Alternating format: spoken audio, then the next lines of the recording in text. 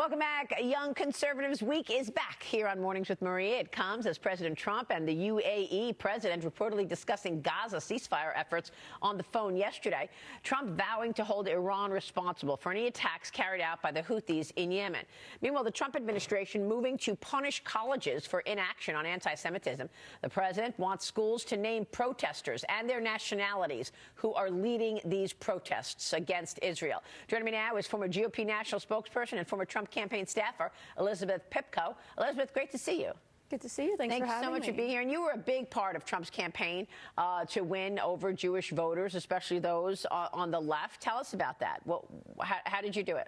Yeah, look, I supported President Trump back in 2016. I remember getting attacked as a Jewish supporter of his, and so many people came and apologized to me 8 years later and told me, now we know, now we see what you were saying back then. Anti-Semitism comes down to an anti-American sentiment, and there's a reason Donald Trump stood up as strongly as he did for America in 2016 and for the Jewish community, because they go hand in hand, and people unfortunately took a very long time to realize that. I'm grateful that they did.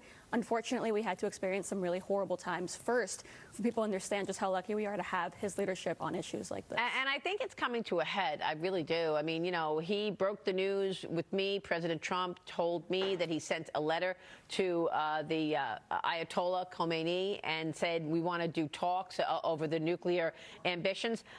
I don't know when, but it feels like with all this hell to pay and these threats, something's going to give with the Iran-America relationship.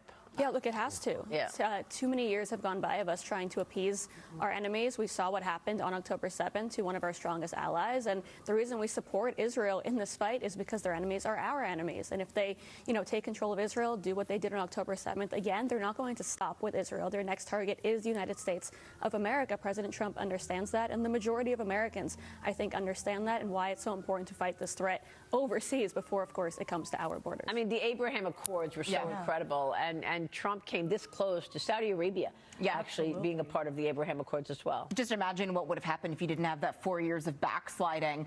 But when Trump was first elected in 2016, we did still see some campus craziness, right? People have been protesting Ann Coulter, Ben Shapiro for over a decade now. But how much that craziness changed to be these October 7th openly pro-Hamas protesters. Trump's single best improvement and performance relative to 2020 was with young people. That was a 20-point swing. How much of it do you think had to do specifically with these campus crazies as ambassadors of, the Harris campaign?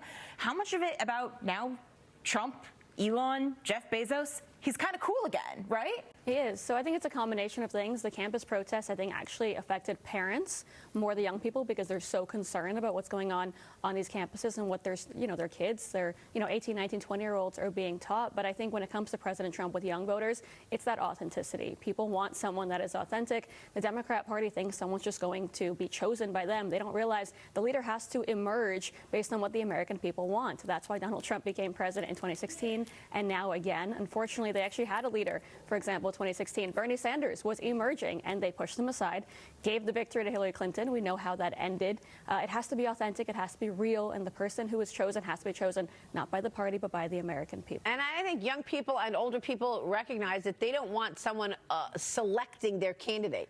They want the elective process to go on. So first it was Bernie Sanders, then it was somebody else, then it was, Kamala and Joe Biden. Yeah, the installation of Kamala Harris. Right. She wasn't elected. Right. She was selected. Right. So, but the question for you is that why young people are gravitating toward President Trump? What is it? We're doing Young Conservatives Week this week.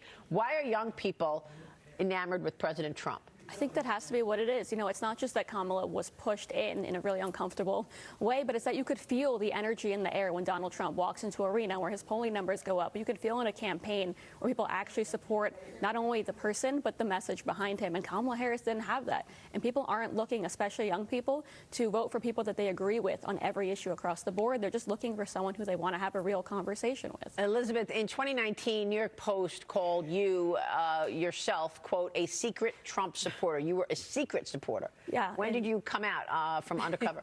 So in 2016, I volunteered and then worked on the campaign, and I kept it a secret because I had a modeling career, and Democrats let me know that if that secret came out, I would have no career anymore. But the journey has been incredible, and it obviously led me here. And Elizabeth, I have to say, I've watched your career. I was with you the night before the election.